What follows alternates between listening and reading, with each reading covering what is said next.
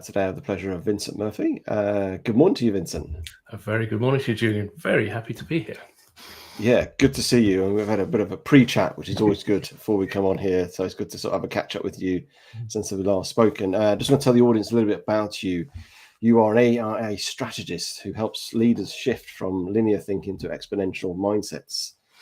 You translate complex AI trends, which are very complex, into actionable strategy through workshops and simulations. And you've got experience of sort of digital innovations through Reuters, all the way through to working with AI startups, fintech companies, and organizations tackling transformational challenges.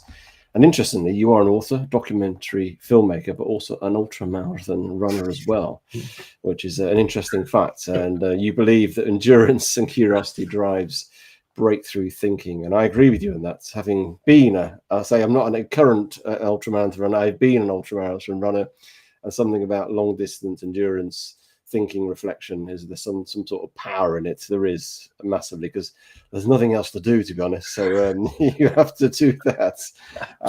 We won't be talking about that today, because although that would be a lovely conversation, yes, I'm sure. Yeah, I would love that as well. Yeah. But we're going to be tapping into your expertise and learning about the world of AI, which is all around us and going at a rate of knots. But more importantly, how as leaders, how do we embrace it? How do we lead in this time? And get your insight into that. But before we get into that, Vincent, I'd like to ask you, what do you love about what you do? The sheer, especially now, the sheer innovation behind it, and I'm a big fan of humanity. I'm sure we all are. But I the context that I try and put, and I say I'm more of a context creator than a content creator. That if you look at the context of AI, we are in a state now that really there's only 4 times in the whole of human history that we've been in a similar situation. To be at the absolute in the midst of something as monumental as this is, there is a privilege behind it, and the sort of degree of innovation and unexpectedness and that human creativity that comes from having those things put together. It's just an incredibly exciting time. It's daunting, and it's, but right now, to see what AI is capable of with a clear eye, I'm absolutely not Panglossian about it. I understand all the potential, the huge potential for misuse and downsides of it. But in terms of its capacity to solve what we refer to as wicked problems, those problems that have such a multivaried inputs into it, for the first time in human history, we have the chance to solve these problems, and we watch them with AlphaGo and Protein, etc. It's just, it's an incredible time to be in something like this, and never a dull moment, No, it is, and you're wry smiling, but you've got a massive passion about this. I know you have, and I think it'd be good just to, because it feels like this year's been a real AI year, more about talking about it, and more. It's been around for a while. It'd be good just to have a little, I suppose, context, potted history, just what's being developed, how it's developed, just so people just, I suppose, orientate themselves into that world a bit more in terms of where it's all come from, which might be helpful for our conversation later on. I think if you don't mind, the context I try to put it in is, we have the most documented interest, or the most documentary was the last time humanity went through this fundamental shift, a very, very large shift in the way that we viewed the world and the way that we operated. And that was with the printing press. And in a similar period, the first 50 years after the invention of the printing press, there were no books before then. There was big, massive manuscripts. And so we had what year are we talking for printing? We're talking 1453. So the 50 years between 1453 and 1500, they're known as the incunabula, the swaddling period. And we had to invent. So we had books which we don't think twice when we pick up a book, or when we write a book like yourself, Julian. We don't think about it as this incredible thing.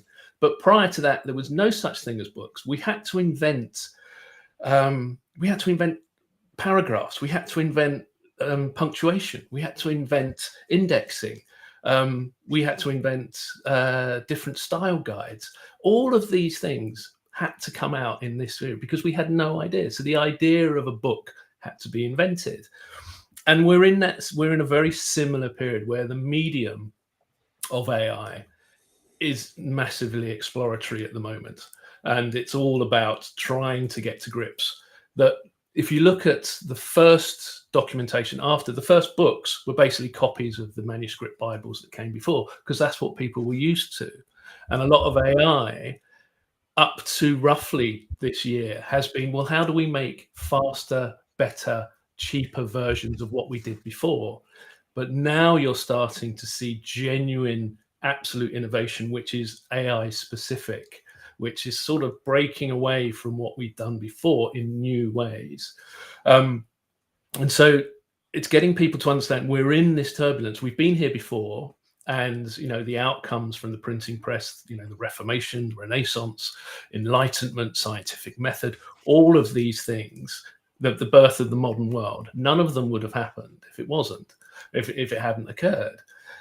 And interesting from a leadership point of view, that the printing press wasn't some benevolent invention to bring, great art and culture to the world. It was a startup. It was deliberately invented to fix or try and get a grip with the bureaucratic nightmare that was the Holy Roman Empire, these hundreds of little city-states that all had their own way of doing things. And Johannes Gutenberg basically saw a business opportunity that if he could find some way to automate this system, he'd be onto an absolute winner. So that was a big part of how he did it. So in terms of that turbulence, that's where we are. And AI has been slowly developing really since the 1940s, the sort of the Claude Shannons and the Alan Turing. It's very much behind the scenes. It was very much back office for a very long time. But it was really only in 2019, maybe 2017, with the publication of Attention is All You Need, which was a groundbreaking algorithms. You don't need to go into that. Technically wanted, and then obviously with the launch that enabled the launch of ChatGPT in 2019. But the very big difference here is that even with the printing press, incredibly dramatic as it was in what happened, transformed the world, it was still linear. It was still small incremental progresses over time, which is how we're used to doing everything. That's how we've developed as a species. AI is different in that it's exponential, in that it takes everything from before and doubles it, basically. And that's why we see these massive leaps in capabilities, these huge step changes. And that is what we struggle with. We really struggle to think exponentially because it's just not in our nature. We are just not used to these enormous leaps in capabilities, in changes, and we struggle to cope with that. And the sort of final analogy is, with the printing press came the necessity for literacy. So, 0.1% of the population were able to read and write, and they all did it in Latin. And now with AI, we have a similar need for a version of literacy, which I term ludicity, playfulness, is that we have to lean into this massive amounts of change and not be scared of experimenting, trying, changing, not seeing the boundaries of, I might touch a third rail. You're not going to break AI. It's not, it's very robust in that. But that's it's a difficult mindset to adjust yourself into, that you're really only bounded by your imagination now, and increasingly so. And it's getting people to buy into that, to realize that where the sort of leadership change process, because we know change has never been a great thing. Human beings adapt too quickly, and when something as change as this, as the magnitude of change as this, then you've got all the previous problems of the various biases that we have, the cognitive bias, status quo bias, etc., normalcy bias made large. And so that's a big issue for us to be tackling, and especially as I said, from the leadership point of view. It's interesting to have that understanding of that shift in almost a revolution that's going on in society through the printing press. I didn't realize that it was similar sort of parallels there. when we look back at that, and I appreciate we're Mm. now experiencing this exponential growth, and we'll talk about that in a moment. What are the learnings of how that was embraced in that time of the printing press versus how can we embrace AR here? Because it's always good to look back, and history is all about what we can learn, isn't it? How we understand and reflect on that and think actually we can do it slightly different as we go forward. Absolutely, absolutely, and of course the largest, sort of biggest, from a psychological point of view, and that's why I refer to these big change, the language, writing, printing press, and now AI, all have these similar.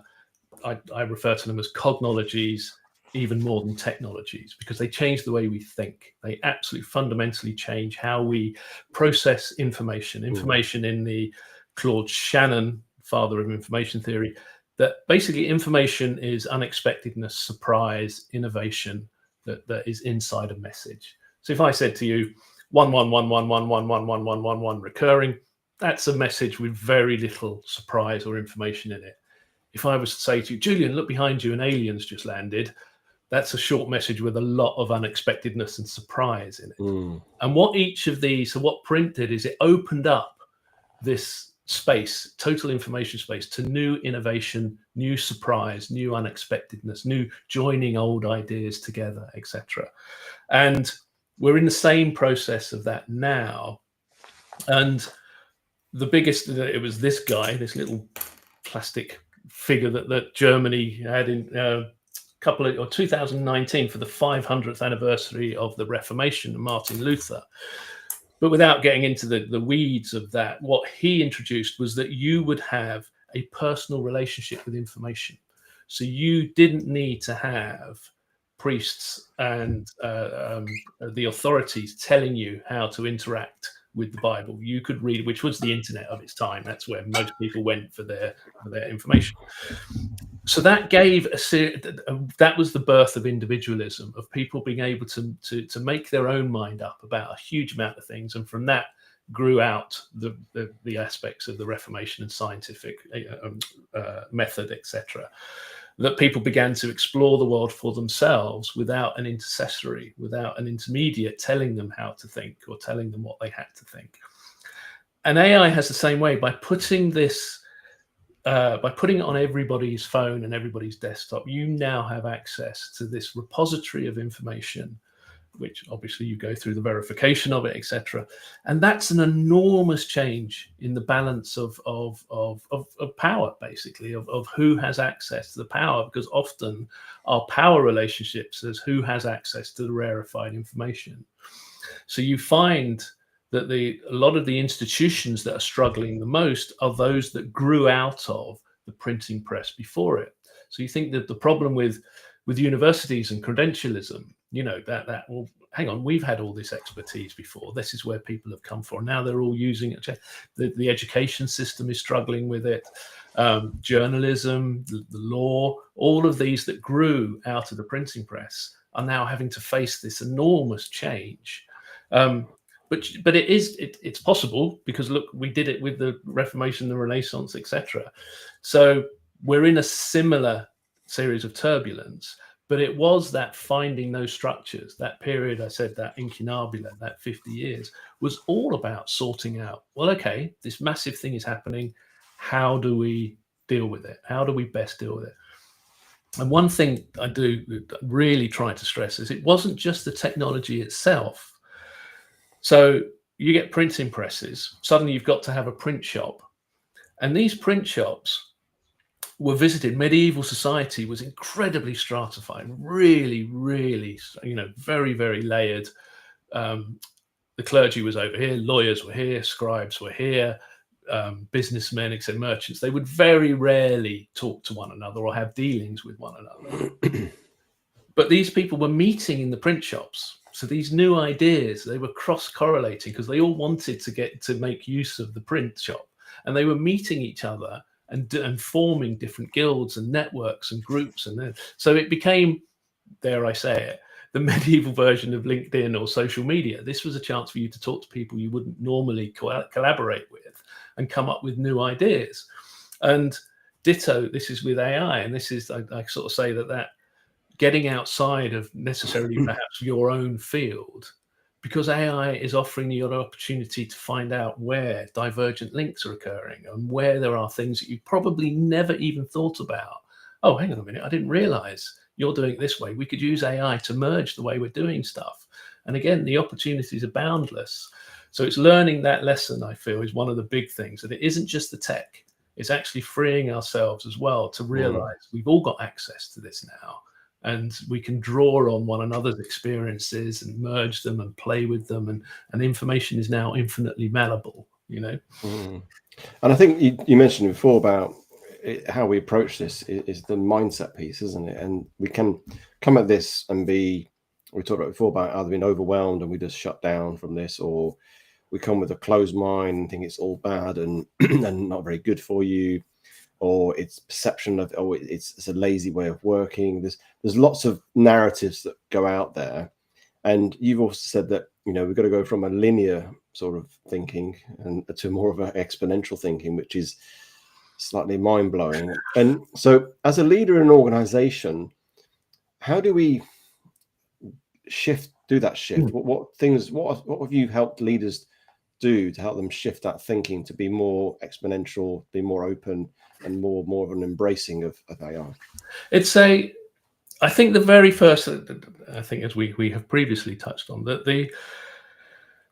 there is an idea that as a leader, you are supposed to be the repository of clarity and knowledge, etc.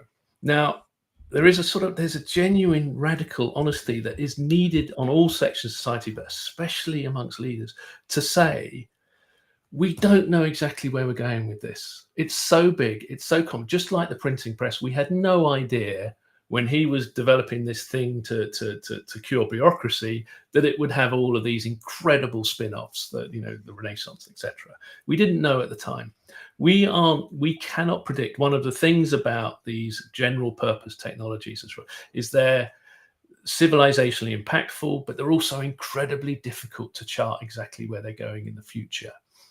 So it isn't the necessity of having this, right, here's the map and this is the way we go. It's the ability to read the map and say, look, we know we're in times of change, but we're actually capable of absorbing those changes and reacting to them and actually pivoting and not having this fixed primary linear line mindset. So you have to have an openness, which most people aren't naturally. Again, status quo bias and normalcy bias, those kind of things. Nobody has those as a natural, nobody has this idea of complete openness to radical change. But by demonstrating it, by you having that and being that really genuine honesty of saying, there is nobody out, and I can tell you, I've been doing this for decades, nobody knows. We can put, AI is pretty good at putting forward oracular visions and, like being an oracle to what may happen. It's getting better at it. But we as humans can't. We can make predictions, but we have to be constantly being prepared to zig and zag depending on what comes our way. And we know that things can drop overnight, which changes everything.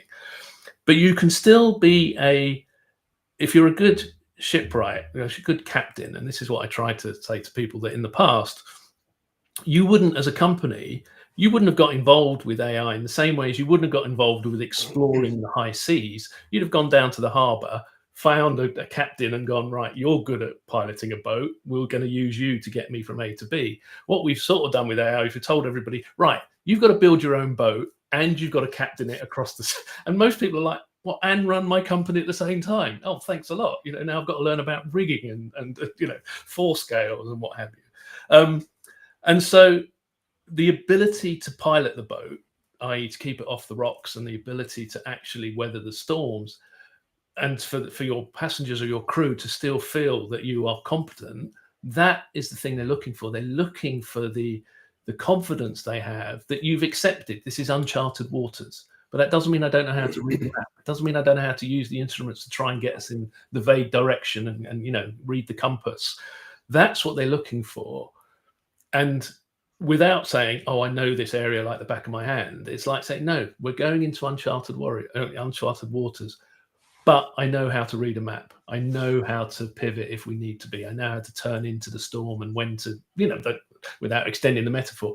But that's what that sort of core elements of what leadership has been since time immemorial, we have to kind of pull back on those and look at what are the well, it's confidence. People are looking at you, and not false confidence, but actually you saying this journey, this expedition has so many factors in it that I can't, but all I can do is learn and guide you in the right direction and give you the honest feedback on it. Yeah, and it seems to me like a moment when back 5 years ago in COVID times, and that was an unknown to people. People didn't have the map. People didn't know that. And I remember talking to a lot of leaders, and they said, "Oh, I can't express to people I don't know what I'm doing." Well, actually, you can. It's okay to say I don't know, because I don't know. Yeah. This is a new thing for me, but I know as things unfold, I will start to navigate it and work out and use the team and people around me and experts that will help me navigate going forward. And it feels like potentially not in a sort of that sense, but that sort of change is going on here where there is uncharted waters, and because the pace is so fast and so exponential, it changes very quickly, and it feels to me a lot of organizations, there's a sense of, I suppose, pressure to embrace AI. And I suppose a question, I suppose you must have experienced or seen this, where what are some of the mistakes that people or leaders do to try and embrace this and just feel, oh, we need to do it, and they just do it? What mistakes are they making? Because people listening right now may be making those mistakes or about to make those mistakes, and you might be able to sort of help them just say, oh, no, hold on a minute, think a bit differently about it. I mean, I have to be, there isn't, again, the honesty here is the sort of caveat emptor is just beware, and learn to be incredibly skeptical of anybody selling you an AI service, just as you would with any other car. Don't just feel that because this person talks a good game that they actually understand, because obviously people are going to exploit that. They're trying to exploit the ignorance of, I'll take all your AI fears away from you and give you this system that will take everything. It doesn't work like that. And many of the systems you have to live with, one of the downsides of exponentiality is things change and they progress, and you don't want to get yourself locked into a system that becomes rapidly outdated or just becomes surpassed. So you have to have a degree of skepticism. And the good thing is, a lot of the commercially AI available systems are very good at assessing other systems. So you have to do a thing that we kind of did with, again, reading and writing. There was no textbooks, so we had to use the printing press to produce the textbooks for us to learn reading and writing in order to use the printing press. And most people don't have that. And the same with copyright. There was no concept of copyright, but we had to use the printing press, which generated the problems of copyright, but we had to use it to make copies of all of the laws so that we distribute it so everybody knew what copyright was. So a lot of the problems that AI cause are solvable by using the AI itself. So if you learn to communicate and you have the ability to put down, okay, I've been offered this AI system, or this person's offering me these courses, what should I be asking them? What kind of questions should I be asking? So you kind of, you use it because it's very good at self-interrogation. It's very good at bringing up what you might have missed. So just again, be wary of that, of the people offering you the one size solution fits all. That's not how it works, and you don't want to be paying for something. If you, again, from a purely business point of view, get to a monthly contract if you can, as opposed to a yearly. Don't get tied into something they make, because again, systems are unveiled all the time, and it is that. We are egotistical creatures, and it is very hard for us to accept this thing is smarter than us in many ways. On a purely on a purely informational basis, we have to accept that it is able to provide. Our job is the context creating, as I said, right? Almost less than the content. It can create content until you're blue in the face. It will absolutely, but context.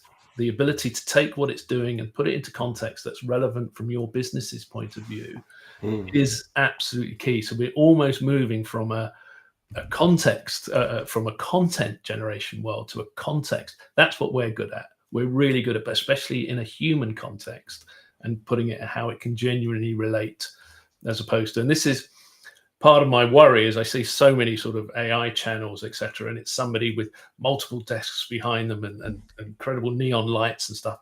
And I'm like, well, no, we don't want to become AI. We want to be using AI to take all that stuff off us, so we can do the human stuff, like doing projects together and getting on and communing and doing the social aspects of life, which is what humans are so good at, of being nice to other humans. That's the bit we should be focusing on. Sorry, I may have strayed slightly off point. I'm sorry, Julian. No, that's good. No, it just, you mentioned that the human side, because I feel sometimes people are wary that this is going to take the human out of our work, and and almost there's a threat on jobs. Although I think the World Economic Forum suggests actually jobs will increase because of new skills will be developed.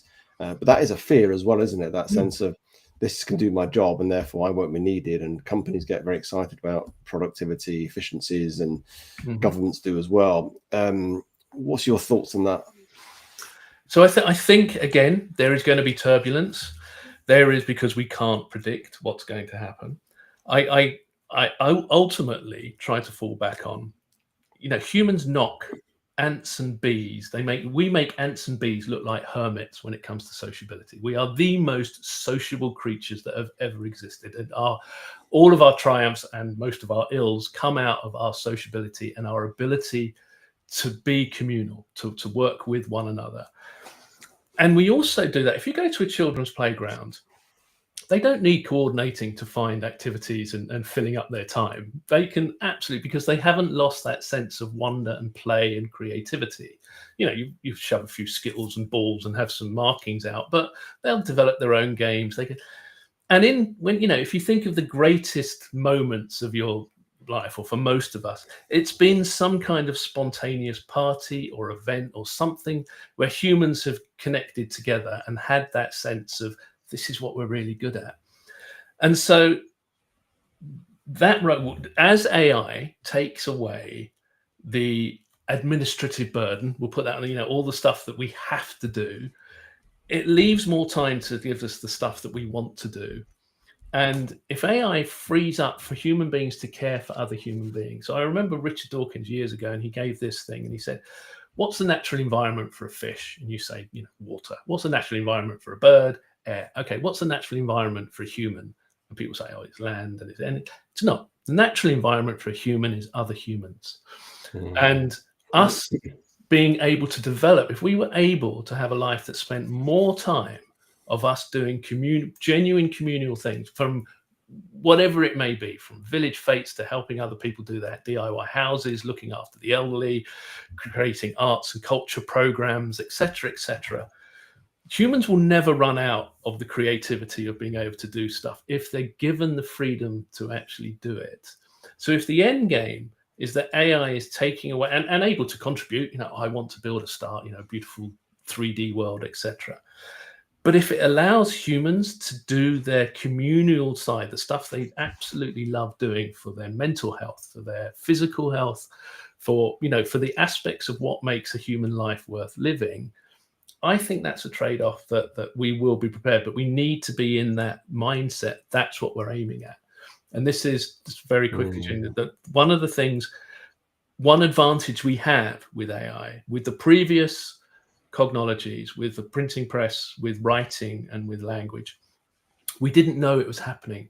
We didn't have anything to refer back to. We know what happened with the printing press now. We can historically say, okay, these things come along and they have enormous change. We have the opportunity to guide it.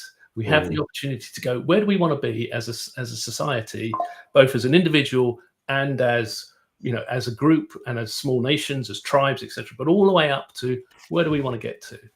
And if we had that ability to put that plan into action, then we've taken control. We are then in control of our destiny, as opposed to looking at AI and thinking, oh my God, it's going to take over everything, and it's going to the Terminator scenario.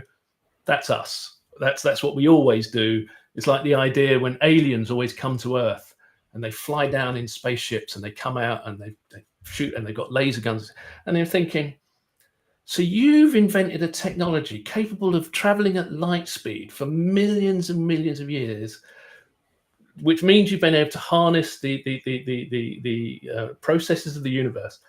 and yet you're still a pirate. You're still traveling around like we would imagine a 16th century buccaneer turning up on an island, and it you know, if you look at it in that way, you don't reach that level of intelligence and also bring aboard all of your murderous intentions and what have you with you. So that idea that the Buddhist idea that wisdom and compassion, you can't have one without the other, that's my concept, that with intelligence, as it grows, the compassion comes with it because it sees that side of stuff. Sorry, getting a bit philosophical here. Sorry. No. And I think sometimes we need to be philosophical. And I think just by the fact that we're having these conversations is really healthy. And there's lots of articles out there as well. And I think it's trying to keep that human-centric part of all this. It's not just a thing that's a bolt-on or something that will take us into the whatever the view we had of 2050 or whatever it is of space and technology, but actually it's human-centric. And I think that's really healthy perspective. And that means you'll embrace it, because actually, how can this help us? How can it can make us have a better, work-life balance? How can it create my better well-being? How can it make us more sociable, interact, or give us free time so we can have more time together in a company because of this process? And I think that's the perspective, the reframe that comes with it. I suppose just one sort of final question really as we sort of end, Vincent. What would be your, if you're talking to a leader right now, who people are listening right now, what would be your sort of one sort of final advice for, I suppose, embracing AI in the next coming years? I have to do this kind of, as I said, that degree of sort of radical honesty, and in that idea, do you want the truth or do you want the emotionally pleasing fiction? And the truth is, as a leader, have you achieved that position of leadership because you've fallen upwards, everybody else has left, or what have you? Or is the leading people actually bringing a group and bringing them forward on an adventure or a project or what have you, of which you want to benefit to their advantage? If that's truly in you and you are a natural leader, you will understand AI in this context, that you are on point for a unknown journey, and that you will guide those people. If you're not, then you're better off sort of, ducking out or taking a seat or doing something that isn't, because this is really, this is humanity at scale, from the individual, because everybody is affected by AI. It doesn't matter who you are, where you are, everybody is. So every single one of us is on this journey together. Even if it may sound like pablum, it may sound like whatever, it may sound like an evangelical thing, but it's just undeniable. AI is affecting all of us. And so your job, your role, if you take on that leadership role, is to lead those people, is to lead your people into that future, that unknown future, but to do it so they're not scared. If they can laugh, as they say about, if you laugh at something, it means you're not scared of it. And that's a vital point. If you can bring it to them so that they can put this message across, we're all in this boat, but I can help you to the best of my abilities for us to do in these navigating in what are going to be choppy waters for all of us. That's leadership to me. That is that absolute core fundament of what leadership is all about. Sorry, Julian, never give you time. Don't ask me the time and I'll build you a clock. I'm very sorry. No. And do you know what? What I liked about what you just said there, it brings it back to what humans do well at, is leadership. It's the human side here. It's human. They call it soft skills, but it's hard skills really, because they're hard to learn or to be aware of. It's how you lead. It's how you navigate challenges with your team, how you visionary with your team, how you communicate, how you're transparent, how you're open, vulnerable, all those things that AI doesn't do. And I think that's the essence of this is be a leader and lead in a good way. And there's lots of stuff out there how to do that. But I think that's right, because we're facing something that's going to be disruptive, and you have to lead well and be a good leader to lead in disruption, whatever that might be. And whether that's a COVID thing or an AI thing, whether it's a negative thing or a positive thing, doesn't matter. There's an element of challenges that all organizations will be having as well. So that's really helpful to finish on that. If people want to get in touch with you and connect with you, what's the best way of doing that, Vincent? So on vincentmurphy.co.uk is my website. I have a whole panoply of stuff. I'm only interested in everything when it comes to AI. So there's a huge amount of stuff on there, but I explain about cognologies and the reflexive stuff. that also has all my links to social media channels and stuff, and obviously I'm on LinkedIn. But I'm always open. I like to take the James Joyce dictum that I've never met an uninteresting person. So I've never met anybody who hasn't got something to say in their own contribution, etc. So I'm always happy to talk to people, and it doesn't matter for me. It's that extracting the information and surprise. I love to do that. So yeah, if they want to contact me, please do. Yeah, what a wonderful perspective to have with people. That's brilliant. I really appreciate your time today, Vincent. It's been really helpful, been insightful, and hopefully leaders would have learnt and perhaps been challenged a little bit as well from that as well. I hope so, Julian. Thank you very